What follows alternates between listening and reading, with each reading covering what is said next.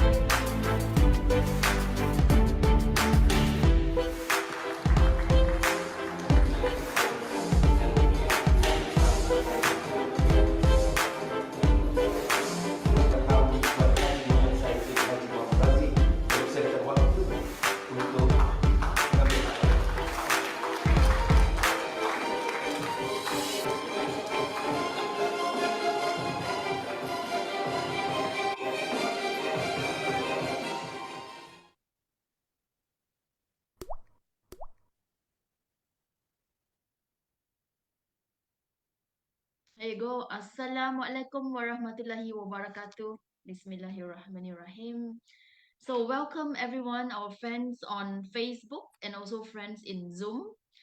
Tonight we are here again meeting each other for our monthly live show, My Journey to Islam. So welcome everyone. And I'm Sister Elaine, the host for tonight. And as we've always been doing, bringing to all of you very inspiring speakers and also guest speaker from all over the world. All right.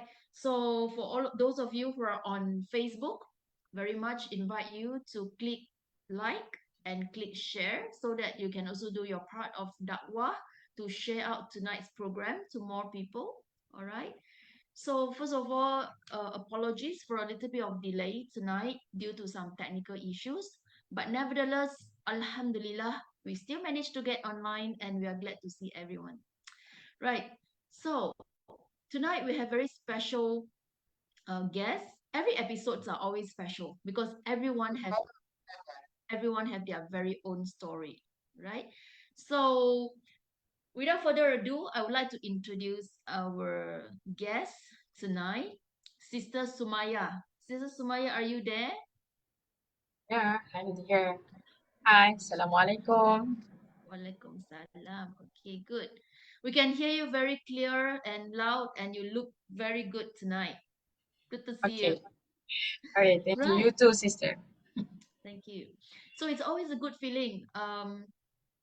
Me myself being a revert, and every now and then or every month I get to meet another revert, and we chit chat online. So tonight again, we're going to invite you to share with us. And in fact, there are many reverts from all over the world who are watching this program. And they are very much looking forward to hear from us. What is your story? Yeah. So very briefly, first of all, Sister Sumaiyah, maybe you can do a bit of introduction of yourself. So thank you, Sister Yani. So my name is Nur Ain Sumaiyah, or my name also you can address me as Sumitra binti Valaitham. Okay, so I am from my hometown in Ipoh. So currently stay in Kuala Lumpur because I'm a graduate from University Malaya and also still pursue my study in master in University Malaya. So that's why I'm still in Kuala Lumpur. Masya Allah. Okay. Right. So yeah, That's good. You yourself now, I believe that you are also what do you call that? Contributing to the dakwah, right? As in you're working with what is that? Hidayah Center Hidayah Center. Foundation. Yes, I'm also full time in Hidayah Center Foundation as a executive in training department. Hmm. So I already be with Hidayah Center as a full timer almost 3 years, Masya Allah. But I'm starting as a volunteer actually Right. since 2017. So with Hidayah Center, last as a volunteer and as a full timer, I think almost 6 years. Masya Allah. Alhamdulillah. I think it's always I spoke to many reverts, and Okay. many reverts just look forward to having a job which Okay. is relates to Islam, and also have contribution and closer to Allah. So I think you are, yeah, syukur alhamdulillah, you have a very good Yeah. job. I can see that you are very passionate, and you know when we talk about your job. But before we talk about that, I want to bring back some memories. Okay, if you could allow me to ask you some questions, as in, because tonight's episode is about your journey to Islam. So if you could share with us a little bit more, like we rewind a little bit, right? So 13 years ago, what were you 13 years ago, and what was that turning point that you embraced Islam? If you could just share with us. Sure, sister. It's a very good question. When people ask me what is my turning point to be a Muslim, I think it started since I'm 16 years old. I'm taking Tasawwur Islam. Okay, so when I'm 16 years old, I did Tasawwur Islam for SPM. And in Tasawwur Islam, there's a statement, statement, topic lah, one of topic in Tasawwur Islam, Form 4. But I don't think so. Syllabus sekarang have that statement. Tajuk dia like Al-Quran.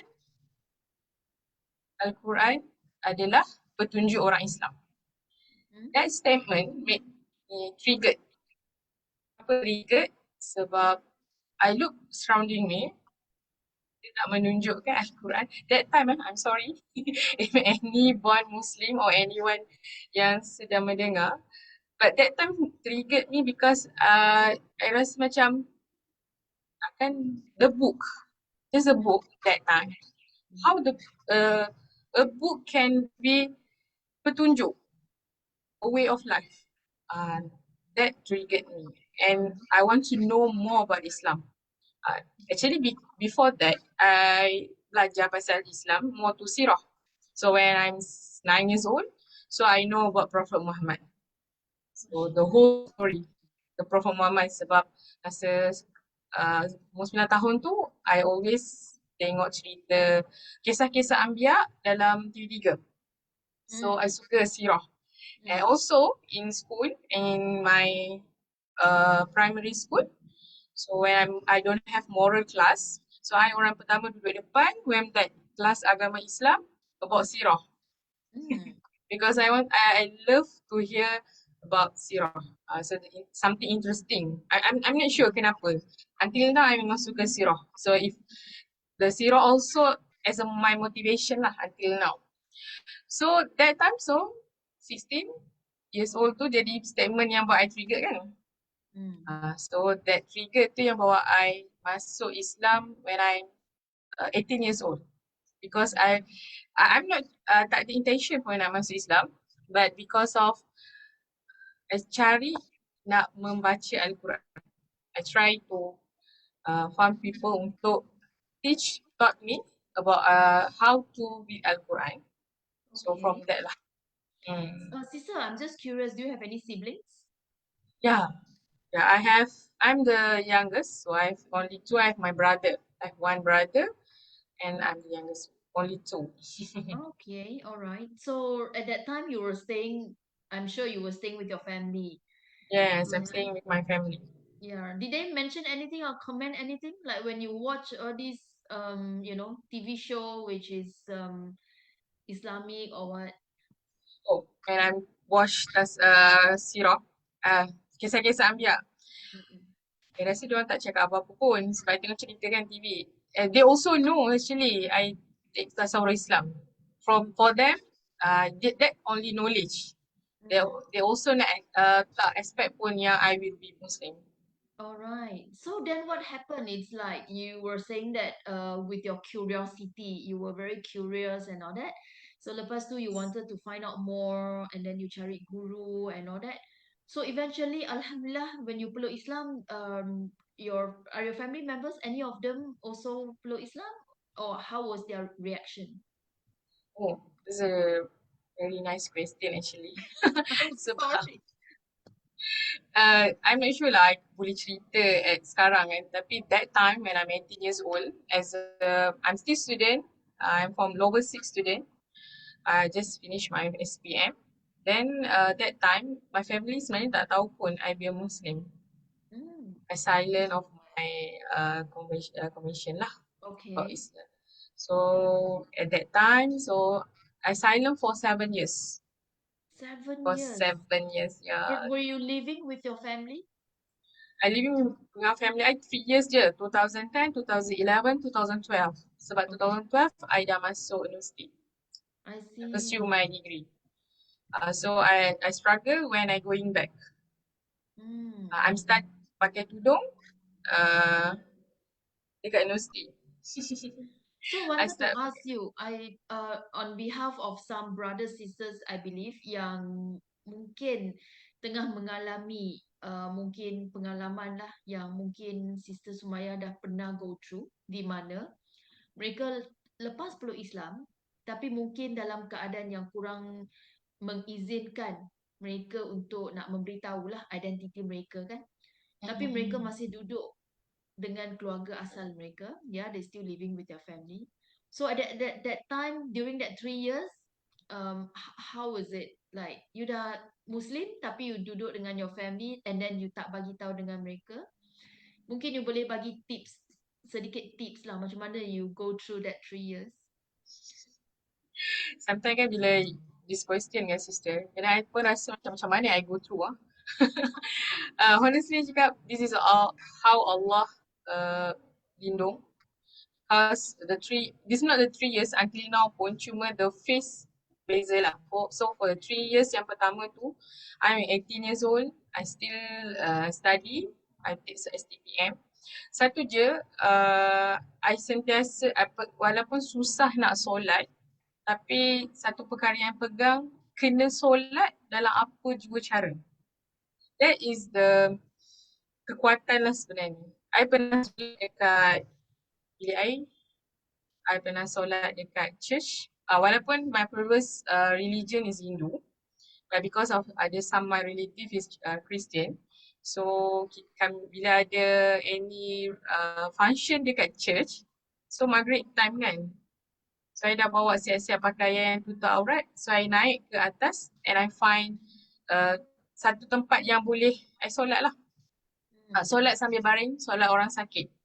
So 3 tahun tu, apa yang tak boleh buat, yang I tak boleh nak ni adalah tutup aurat. Yang sangat susah tutup aurat. Jadi, okay tak apa.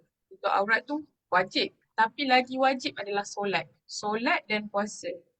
So the two things yang kekuatan I tu solat sebenarnya.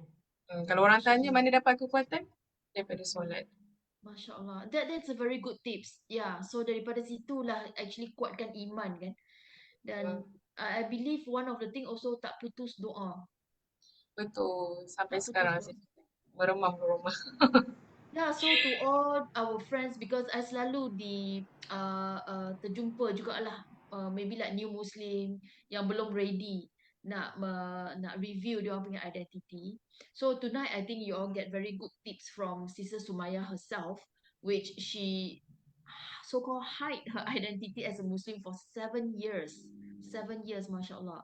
So then after that 3 years, you dah pergi kat university. So Yes. that is like another fasa pula kan. Yes, betul. There's another fasa. Actually, I sangat dia sedih because I'm the youngest lah kan. Youngest ni kan yang manja dengan parents kan, family. Tapi kena berjauhan. Tapi at the same time, I happy. Sebab bila dekat universiti, I bebas untuk bertudung. No one pun ada yang nak kacau. So, solat senang, tutup aurat. Tapi, bila nak balik rumah, this is bila I nak balik rumah sampai dekat KTM, I akan pakai hoodie, I tarik tudung daripada belakang. That's the itulah happen for 4 years. For 4 years balik bersih. Tapi sebenarnya dalam hati sebagai anak, I still stress, I takut bila-bila sahaja diorang tahu daripada siapa-siapa. Tapi my doa sentiasa cakap biar diorang tahu daripada saya nak bagi tahu. I know my parents, my family better than others. So I tak nak orang lain bagi tahu. So I tahu bila masa yang sesuai nak bagi tahu kan. So 4 years tu bukannya 7 years tu bukan senang I go through lah. 7 years tu sebab penuh dengan ketakutan. Tapi sister, yang perkara yang for me lah, I rasa because Hidayah Center Foundation, our core business empower new revert and betulkan salah tanggapan, misconception.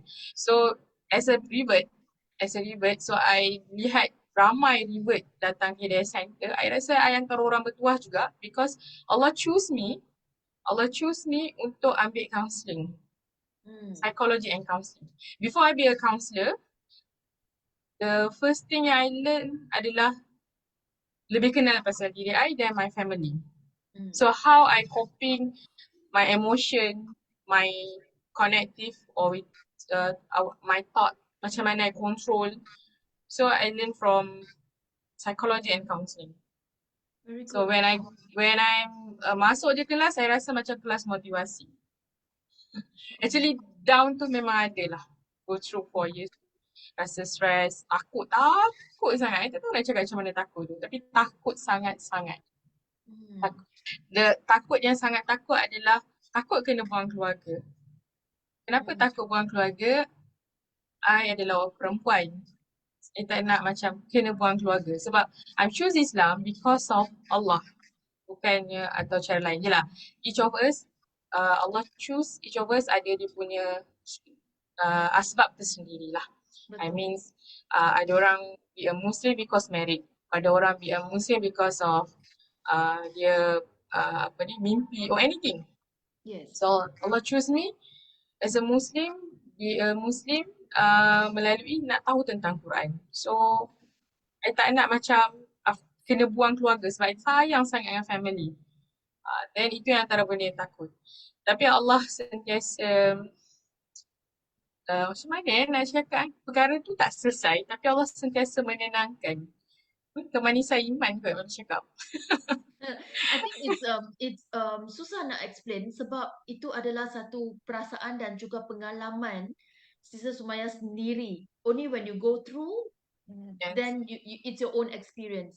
Tapi I nak highlight kat sini because we do have reverts who are watching this program. If you have similar situations whereby you're not sure how to inform your family or you're still so-called silent about your reversion, you can always reach. I talk on your behalf, yes, Sister Sumaiyah. I'm Yeah, sure, offering sure. help, as in like you all can Sure, sure. actually get in touch with Sister Sumaiyah, because she personally had actually gone through that experience for 7 years, that she's actually so-called silent about her reversion from her family, and she made it. And she shared about her tips, as in her prayer, and then what how she went through. So siapa-siapa mungkin kalau ada situasi macam ni, maybe they can reach out to you. Sebab Yes, saya rasa yes. kadang mereka don't know, dia tak tahu mana dia nak dapatkan bantuan. So I think Yeah. like macam dekat Hidayah Center Foundation is whereby a place where new reverts Yes. can actually get help from. And some more, Sister Sumaiyah yourself memang kerja di situ kan? Yes, betul. So Masya Allah, that's good. Sure, So then sure. so then after that, until that one day that if you are okay to share with us, and also I think it will benefit our some revert brothers and sisters here, macam mana buka mulut bagi tahu tu masa tu? There's a crucial time. You can see that on your face. That was 2017. Actually, I graduate my degree in 2016. So 1 year tu, I memang doa betul-betul doa ke Allah yang I nak bagi tahu, and 2017 Ramadan I memang doa betul-betul. Actually every year Ramadan bagi I macam dapat emas tau. So every year Ramadan I akan tunggu sebab time tu lah bulan yang akan dimakbulkan doa kan. So I excited dengan Ramadan, bukan untuk bazar Ramadan ya. Tapi because of that month yang I tunggu sebab I nak doa dimakbulkan. So 2017 after Ramadan tu Allah makbulkan doa. Allah bagi family I tahu melalui I sendiri. I reveal as be a Muslim. So that night I kena torture 3 jam untuk keluar daripada Islam. That against me. Diorang 3 tak jam percaya. is it? Apa? Dia kena torture 3 jam suruh keluar daripada Islam. Jadi dia tahu. 3 jam. Ya, betul, 3 jam. So that night, tapi actually before tu I dah ready, I punya mind dah. Bila I cakap, diorang dah tahu, I lega. Tu je. Diorang suruh keluar daripada Islam, I geleng. Diorang suruh keluar daripada rumah pun I geleng. I senyap je. Diam je. Tapi di torture untuk, dia against lah. Okay, tapi bila I tahu, as a family, mestilah diorang akan against, betul. I punya fahaman, I cakap mesti ada akan against. Sebenarnya diorang sayang. Macam mana? Actually yang sangat, dia bukan against Islam. Dia against I be Muslim. Itu je. Bukan dia orang against Islam. Dia against I be Muslim, and they also terkejut bila I be a Muslim 7 tahun tapi diorang tak tahu. That also buat diorang terduduk. After tengok kat Islam saya, 7 years? Macam mana I tak tahu? Macam tu. Dalam hati I cakap Allah yang bantu, Allah lindung. So dalam hati lah. So anything dia cakap I tak buka mulut pun. Tapi 3 jam itu adalah 3 jam yang I takkan lupa seumur hidup. Sebab 3 jam tu yang menentukan macam mana I respon. Tapi before tu I dah ready actually. Ready daripada emosi, daripada pemikiran. I tahu kalau I cakap memang akan lagi besar. Kalau I marah, macam menjawab that time, the situation akan different. Bukan yang macam sekarang. And 3 jam, let's not stop situ. 3 jam tu pukul 1 pagi tau. You sengaja dah choose time tu waktu malam. No, actually I just arrived from Kuala Lumpur. Malam tu pukul 11. Pukul 12, pukul 11 then dengan kawan. So kawan turunkan. So I sampai dekat rumah almost nak dekat pukul 12. So macam mana keadaan tu, memang balik I dah kata diorang ni memang dah nak tahu daripada mulut kan. So memang I dah Muslim. So itu je lah yang buka mulut. Selain daripada tu I tak buka mulut. Sebab I know my family better than others. Berapa nak buka mulut? I tak perlu pun cakap kenapa I masuk Islam. I senyap je. Senyap je dia marah pun apa, dia rasa macam, bukan saya psycho ke apa, tapi I know that, tapi dia ada satu perasaan lega. Ha? Kan? Ada satu perasaan lega yang Oh, settle. lupa lah. Bukan. Macam. Then, Ya. Sekarang dia nak pergi makan apa ni? Tak apa, continue sister. oh okay. Tak, sekarang masih ada sikit lagi ke tak ada? Oh, I kena order lah ni. Saya terlupa. Ingatkan order dia, terlupa. Okay, then habis tu itulah the crucial time. Tapi sebenarnya after that lagi struggle juga. Bila dah bagi tahu, struggle, dia berfasa lah. Macam mana I convince my parents dulu. Starting my parents, my mum. Saya sangat rapat dengan my mum. So dia tak suka, dia tak nak jalan dengan I sebab lepas saya dah bagi tahu, the first thing I buat adalah I keluar dengan mak, I pakai tudung. Perkara yang paling sedih sekali dia tepis tangan I bila I pegang dia. That's the sedih sangat lah waktu tu. Oh, dia tak Sebab nak dia tak nak jalan, tak nak pegang. Tapi lepas tu bila I cuba convince dan macam-macam lah Allah jadikan after that. Sebenarnya dia ambil hampir sekarang 2023 2017, 18. So mak dalam masa bila I still balik, I balik. Walaupun diorang tak suka, diorang marah, I balik. Dalam apa je cara I balik rumah. Every month. Balik, jumpa parents, saya ada satu je sibling, my brother. So sebenarnya my brother is the last one yang accept.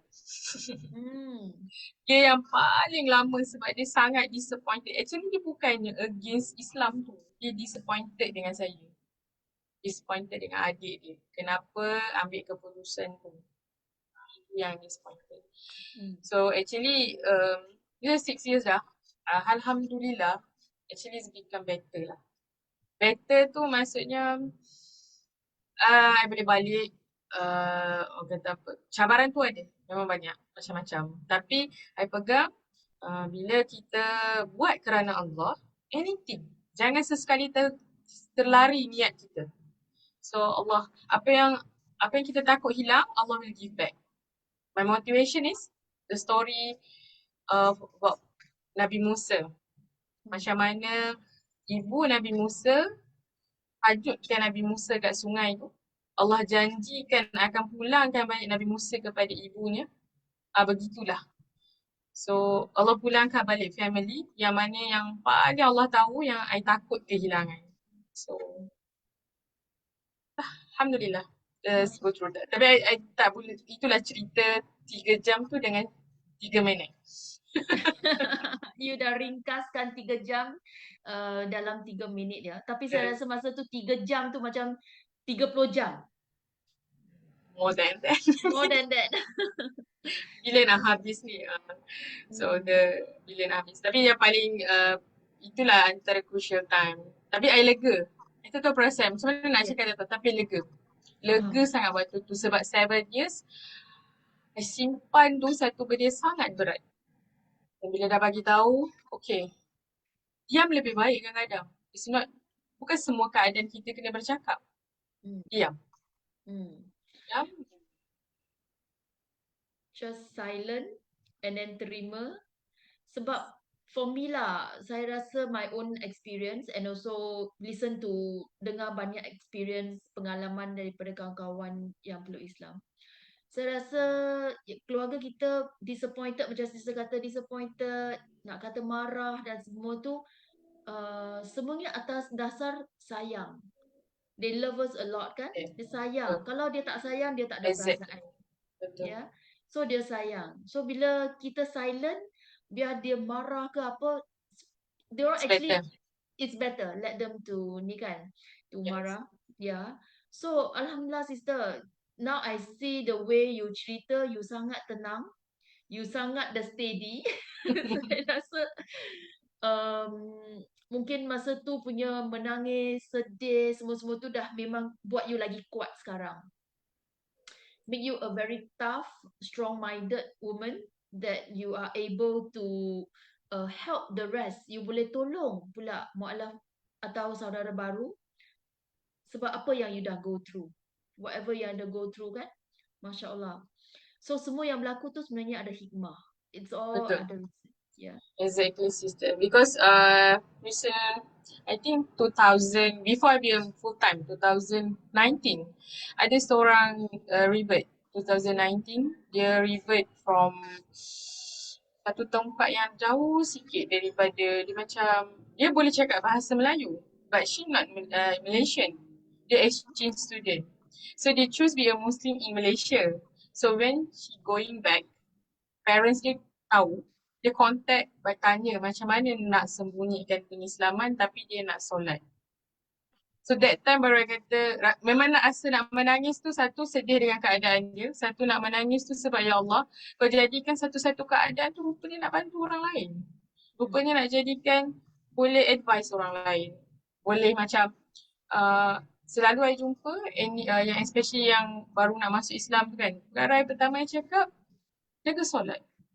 Apa pun, jaga solat satu. Itu yang pertama sekali. Sebab that solat adalah our relationship with Allah. Yes. Our connection with Allah. Okay? So, itu solat. Sebab tu I tak suka orang main-mainkan solat. Betul. So I struggle nak solat. That time orang nampak macam mudah je kan. Orang nampak macam sister cakap tadi tenangnya. I pun tak tahu lah tenang macam mana. Kadang-kadang tanya macam mana Allah bagi kuat. Maybe bukanlah sekadar selepas masuk Islam. Maybe sebelum-sebelum ni pun ada ujian-ujian yang make me strong. And when I be a Muslim, lagi ujian untuk I pernah terfikir when I'm 18 years old, I ingat lagi nak Zohor lagi 10 minutes. I tengok jam. Ish, lagi 10 minit nak Zohor. Kat mana nak solat Zohor ni? Kat rumah. Masa tu ramai orang kat rumah. Kat mana I nak solat? Punyalah masa 18 tahun tu, I punya Hela, mak nak beli bawang tak? Sebab I nak keluar. Clever. Tapi bila I dah solat, I tanya, kenapa 18 tahun ni I kena fikir semua benda ni? Rupanya solat tu yang penting. I pernah fikir, kenapa I kena fikir solat? Solat subuh, I pernah solat subuh sebelah mak. That time mak tak tahu lagi. Banyak miracle actually lah sister. Kenapa I cakap kena ada connection dengan Allah through solat? Sebab a lot of miracle yang jadi dalam hidup. Miracle ni bukanlah miracle yang macam tiba-tiba duit, tiba-tiba batu tukar jadi duit. What I mean is something yang struggle sangat tapi you can handle, okay, you boleh go through. Sama juga the situation kan. That's why bila kita ada masalah, memang dengan solat ada, memang dalam Al-Quran pun Allah kata bila ada ujian, Allah suruh kita sabar dan solat. Allah yang bagi ujian. So, Betul. turn back to Allah. Betul. Sangat-sangat setuju. Solat, doa. Myself, I always say that doa. Because myself punya experience, keep on doa. Bila tak boleh solat, at least the least you can do lah. Doa. Always doa, lembutkan hati mak, bukalah hati mak untuk terima dan just keep on praying. Masya Allah. So sister, we would like to know from you, maybe you can share with us, like at the moment, with your current job, so maybe you can show us some pictures or tell us some stories. What do you do now? Okay, Alright. so as I mentioned before that, I work dengan Hidayah Center kan. Tapi with Hidayah Center actually since 2017 as a volunteer. Okay. As a volunteer actually 2017. So I'm starting apa ke? Okay. This is my favorite kerja dakwah, Mostul. So because Mostul ni non-Muslim yang datang ke masjid kan. So this is ni masa saya jadi volunteer lah. Banyak kerja ni waktu volunteer, Mostul. So kat Hidayah Center kita memang selalu buat Mostul.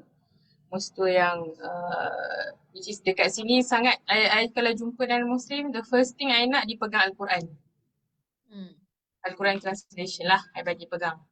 So supaya dia rasa spirit tu, dia ada something tu Al-Quran ni. Kan? So tak adalah dia cakap dia tak pernah pegang kan. So ini masjid-masjid yang berbeza lah. Ini masa 2018, 2019. So then I also kita orang buat program dekat ini dekat church sebenarnya. This is in church. Oh, Church ni Kehas kita ada Batam. kita ada good relationship lah ni church kat Sentul. Dia buat dia buat macam kita boleh buka meja. So semua ada agama sebelah kita. Agama-agama lain. So dekat sini kita clearkan misconception about Islam. It's a lot sebenarnya. Actually in Malaysia, the first thing adalah clear the misconception. That's the very important in Malaysia ni sebenarnya. Pernah pengalaman bila dengan from Western country or orang non-Malaysian it's more easy we talk about Islam. Sangat senang. Tapi dengan Malaysia, dengan Islam dia akan jadi macam takut. Sikit lah. Tapi it's okay. Kita faham sebab we are Malaysian. So kita ada pelbagai agama. So we have to respect. Kita berpegang dengan akidah kita. It doesn't mean kita setuju dengan apa yang mereka buat. Tapi we have to respect lah. Maybe family I non-Muslim, that's why I rasa macam tu. Tapi actually kita as a Muslim, semua kena rasa macam tu supaya Nabi sendiri kata kita jangan menghina agama orang. Nanti orang akan hina Islam. Kan? So bila kita hormat dan kita deliver Islam sebaik ni, so diorang pun akan berjinak lah dengan Islam. Kan? Kalau kita pun bagi takut-takut, so orang tak nak pun dekat Islam. So actually banyak lagi gambar sebenarnya, tapi ini gambar-gambar yang sempat I ambil. Good. So mungkin selama kerja so far in your career, I mean, you know what you're doing here, you have come across any cases of maybe reverts or what that yang special, or mungkin you rasa it's worth sharing with us tonight? Like mungkin ada case-case yang boleh kita sama-sama belajar daripada case tu. I rasa I don't think that's the worst lah untuk orang lain kan. Tapi there's something case yang buat I pun belajar something from that case. I rasa masa tu baru masuk kerja di Hidayah Center as a full time. So ada seorang sister ni, kesian sangat sister ni, dia masuk Islam. Ada lelaki Muslim yang bawa dia masuk Islam. Dan dia tak berkahwin pun dengan perempuan tu. Dia bersekedudukan sehingga ada 4 orang anak.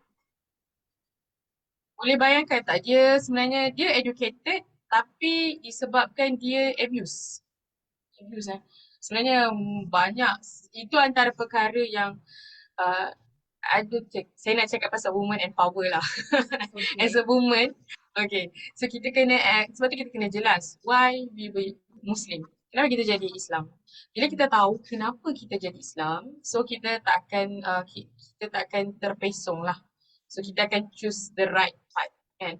Tapi mungkin sister tu dah kenal, walaupun dia bereducated, orang soal, you kan educated, macam mana you boleh tertipu?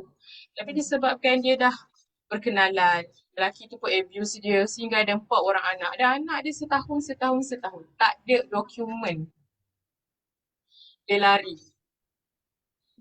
Sorry, yang educated tu is that sister lah. She's Betul, educated. the sister. So and then masa anak tu tak ada dokumen as in?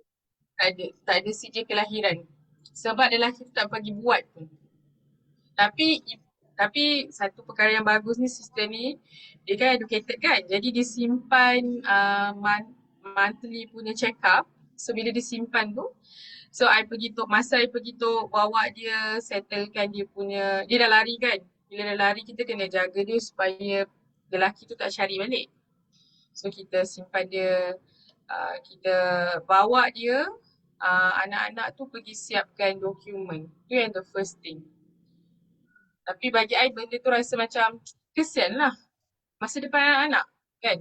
Kenapa? Kerana kita, so itu satu lesson untuk semua lah kan. Before kita nak buat apa-apa, kita kena, yelah dia satu dapat nama buruk. Tapi bagus diorang, bila I tolong dia dah buat dokumen semua. Sekarang dia dah jadi berdikari lah. Sebab kita dah carikan dia rumah sewa, zakat bantu dia, anak-anak sekarang bersekolah kan. So sebenarnya dia jadi better lah. Cuma dia terkesan, dia bukanlah the worst pun. Sebenarnya worst tu banyak lagi sebenarnya. Tapi sebabkan I terkesan dengan banyak di antara mualaf wanita yang jadi mangsa abuse. Tu yang I terkesan lah banyak sebenarnya. Macam mana kita nak keluar kan. That's why kita, kalau kita practice Islam and kita tahu yang mana betul, yang mana tak betul. Siapa betul. Dah susah juga nak cakap tu. Kita boleh bezakan lah. Like what is the right things to do and what is the real teaching in Islam. I'm very much setuju dengan sister because I think I'm also very agreeable with you in terms of women empowerment.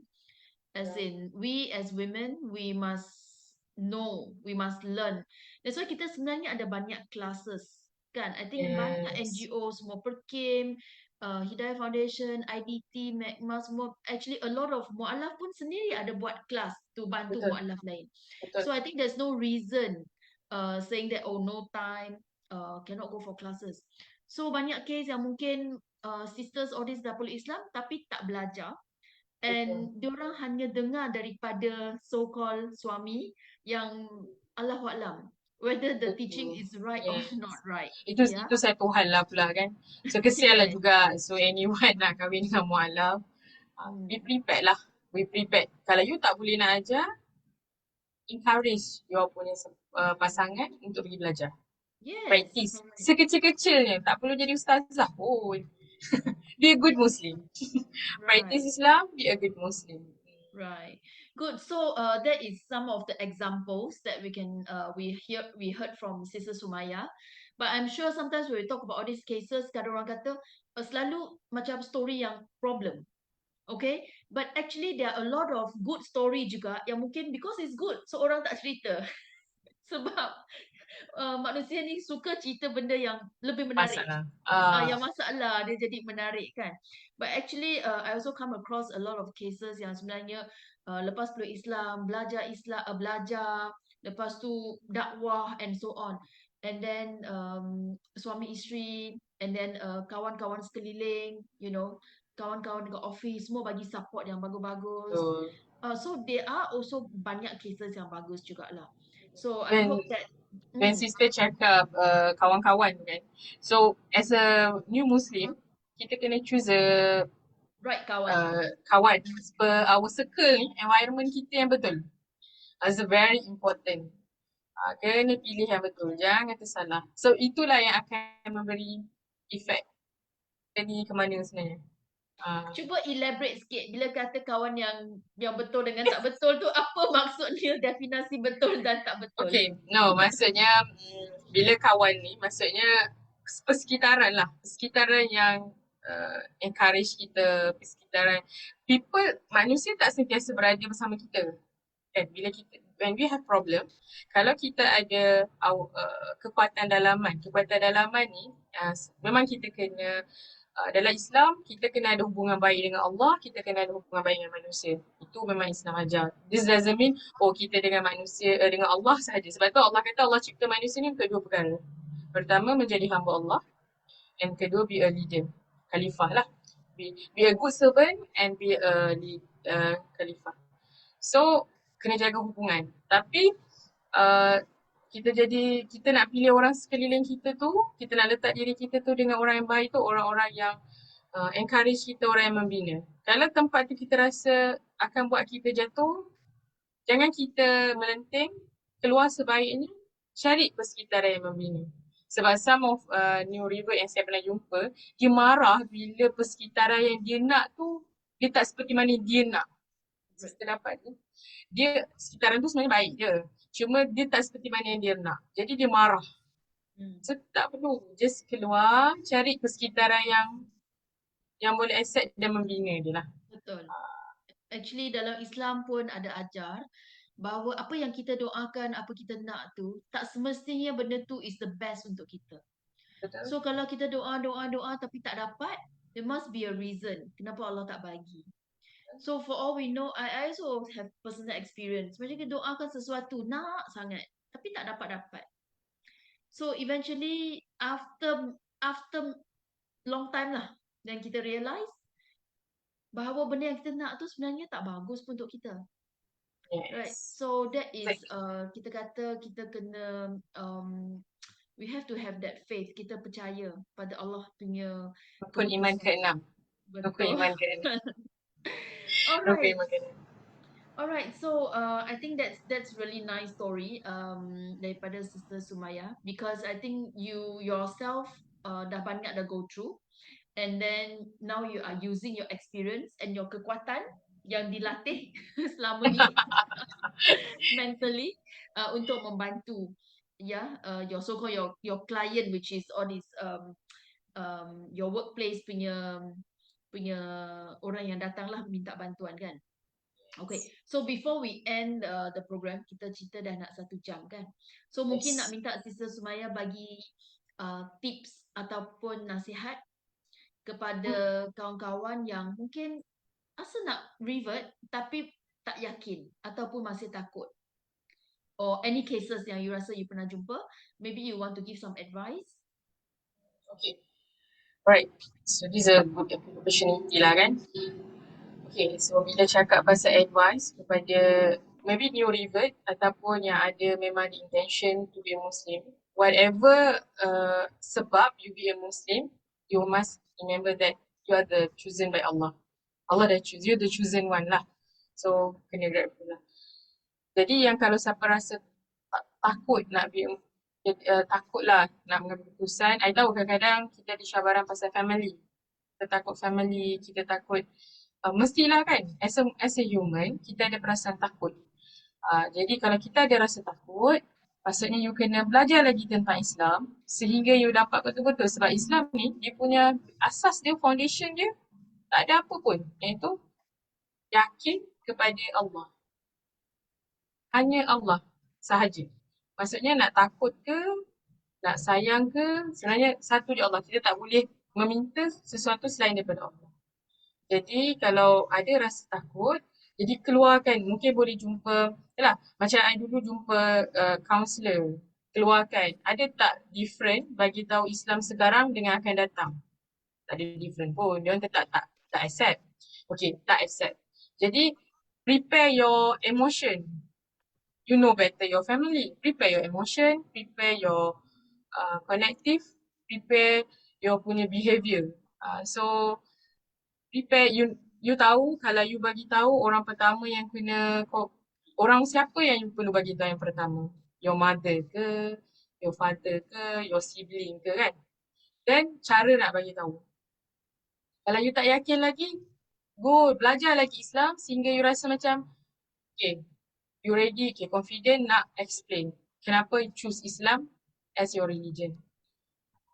Tapi kita memang cakap Islam tu agama yang benar. Tapi macam mana kita nak explain pada family kita? So, benda tu take time. Maybe one time you cakap, dia tak dapat. So, sabar. Cerita nanti. Tapi yang penting, 3 perkara yang kena prepare, you punya connective, cara you berfikir. You kena rational, you kena faham. Kalau family marah, memang dia akan marah sebab dia family kita.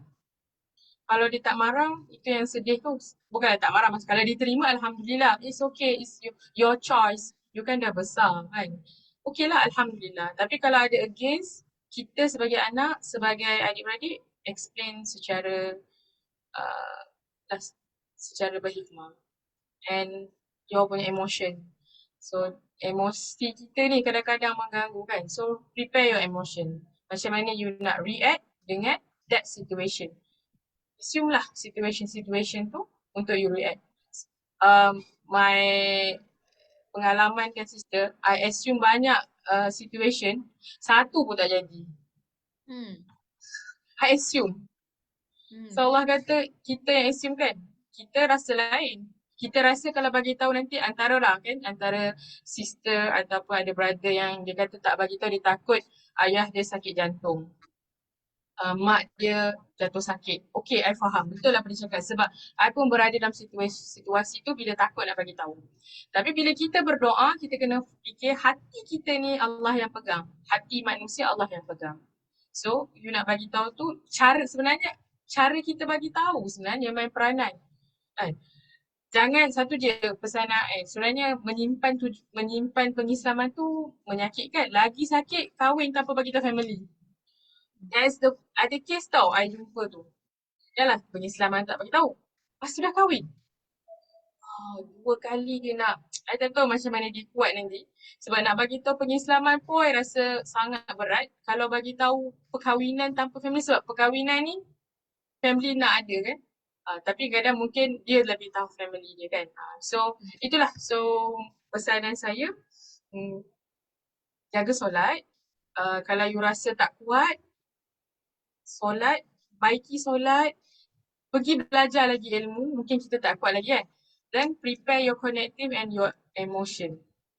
Macam mana dengan situasi tu you nak bertemu lah. Tapi sebenarnya waktu my situation kan sister, saya pernah sekarang ni dah jadi orang kata apa super duper senior lah kan. Sekarang pendawa-pendawa I pernah message bagi tahu keadaan. Saya kata saya dah bagi tahu pengislaman, saya tak bagi tahu lagi macam mana saya nak bagi tahu.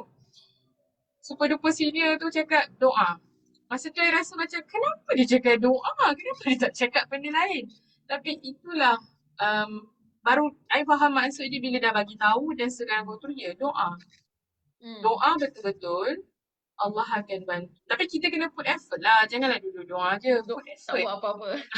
Cakap ya Allah bagilah. Tapi kita duduk je. Tak. Islam Allah nak tengok kita put effort. Output dia kita serah pada Allah.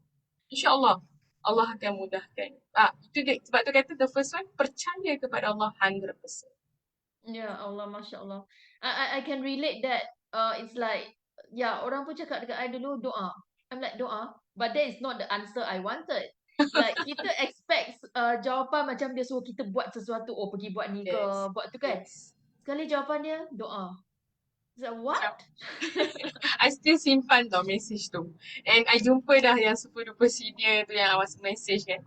I cakap sekarang I faham kenapa dia cakap doa. I tunjuk message tu. I message dekat Facebook. Saya cakap kenapa cakap doa masa first jumpa, tapi bila lama-lama okay dah faham kenapa doa. Right, Masya Allah. I think that is above all lah. Dia banyak benda yang kita perlu buat, tapi doa tu satu perkara yang sangat penting, yang mungkin for new reverts mungkin belum boleh faham lah kenapa that doa is so powerful, right? Betul. Tapi sister tadi masa sister cakap tu, saya perasan the previous episode, we have a brother, Krish, I think it's Krishna. Dia pun cakap benda yang quite similar. Bagi dia, masa tu I recap sikit lah. Dia kata sebelum dia bagi tahu dengan parents dia yang dia peluk Islam, dia dah go and find out all the answers of the soalan yang dia rasa parents dia akan tanya. So like macam, kenapa tak boleh makan pork? Kenapa so kau kena tutup aurat? Kenapa ni, kenapa tu? So semua dia dah pergi cari jawapan, and then dia dah dapatkan jawapan yang dia rasa boleh boleh parents dia boleh terima. So dia kata dia cakap that is like a booster. So the booster for yourself, you sendiri dah yakin dengan semua soalan-soalan tu yang parents, kawan-kawan, family member akan tanya. So jangan you sendiri pun tak sure, kenapa tak boleh makan khinzir, kenapa I cannot eat pork, right? Sendiri pun tak faham lagi, tak berapa kuat lagi. And then you put yourself out there, go and tell them. So bila diorang soalan semua dah masuk, sendiri tak boleh jawab, sendiri pun macam tak sure. So I thought that was a good advice jugalah. So it's quite similar to Sister Sumaiyah punya explanation tadi. Like you yourself memang kena bersedia. Prepare mental, yes. Actually soalan-soalan tu mental and emotion kan. Sebab we know our family better kan, bukan orang lain pun. So you know apa soalan-soalan akan tanya tu. Mungkin kadang-kadang macam bukanlah semua soalan kita kena prepare nanti sampai bila kita tak bagi tahu. Tapi dia akan sampai satu masa tu kita akan rasa okay, kalau tak tahu jawapan tu kan, the better is senyap je. Silent. Silent, Silent untuk seketika.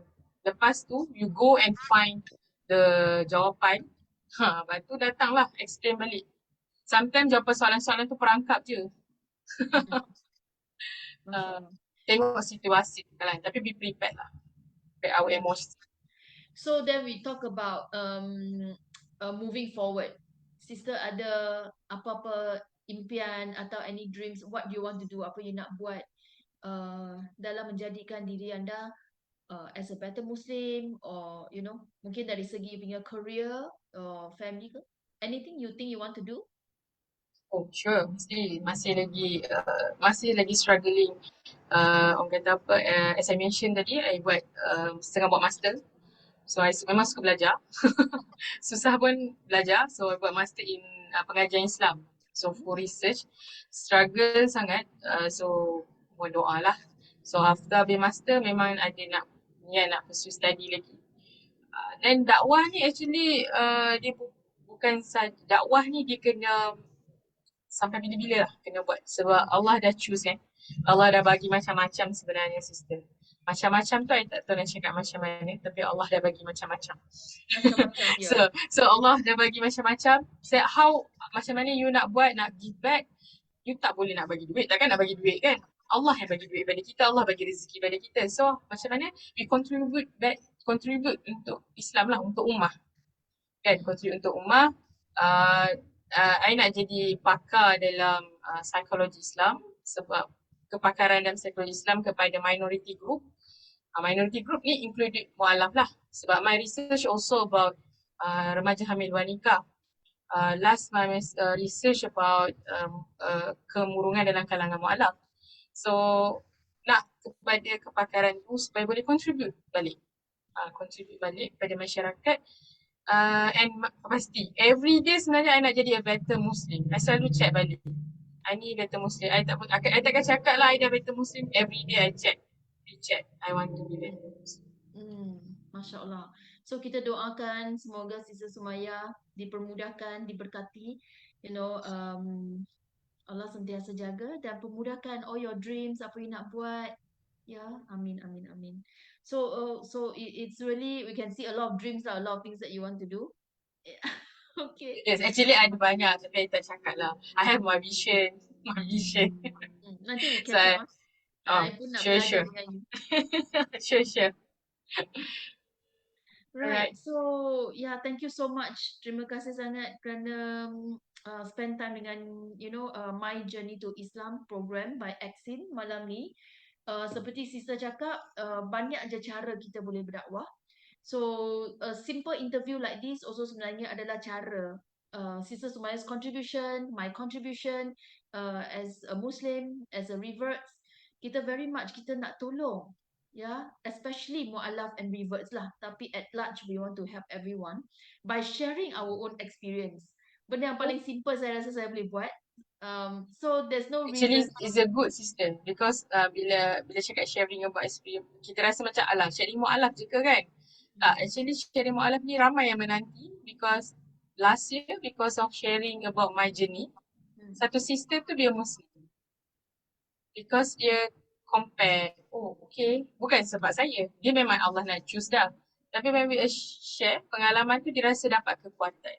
So this nampak macam kecil, tapi this is give a big impact pada siapa-siapa sahaja. Yeah, we don't know. Yeah. So I selalu kata kita je sampaikan.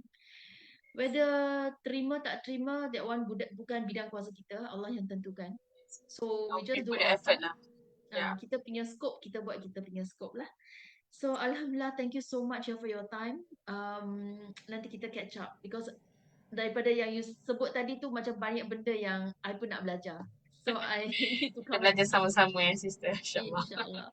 So yeah, we've come to the end. I mean, towards the end of the program. So thank you so much, Sister Sumaiyah, for sharing your experience tonight with us. 7 years silent about your reversion, and she shared with us how she managed to go through that 3 years, 4 years, 7 years, with all her tips and advice.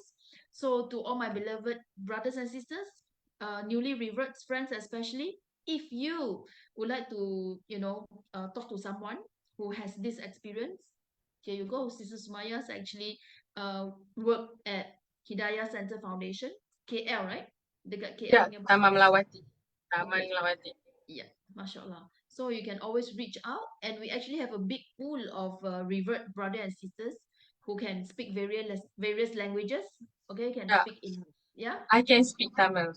My mother tongue is Tamil. Cakap sikit. Ini nak cakap. Okay. Saya cakap apa ke Sister Lian ya? எப்படி இருக்கிறீங்க? நல்லா இருக்கிறீங்களா? Apa khabar? Okay. Right, so because saya rasa mungkin dalam bahasa masing-masing, kadang our new revert sister brother dia akan rasa lagi close, yeah. Yeah. So like myself, I speak Mandarin, 讲华语. Oh. Yeah, 你好. Oh. So actually there's a big community lah, big community yang kita boleh support each other, insyaAllah.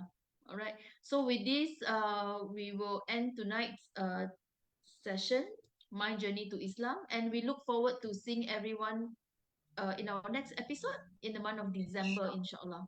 Alright, so Thank you, sister. Assalamualaikum warahmatullahi wabarakatuh. Thank you. Okay. Okay, we'll see you again. Over to you, Kamil. Thank you so much, Haji Adam, for being with us, and also Haji Jamal, for at least dialing in also and be with us here tonight. Thank you. Thank you from the team from ACCIN as well. Assalamualaikum semua. Salam.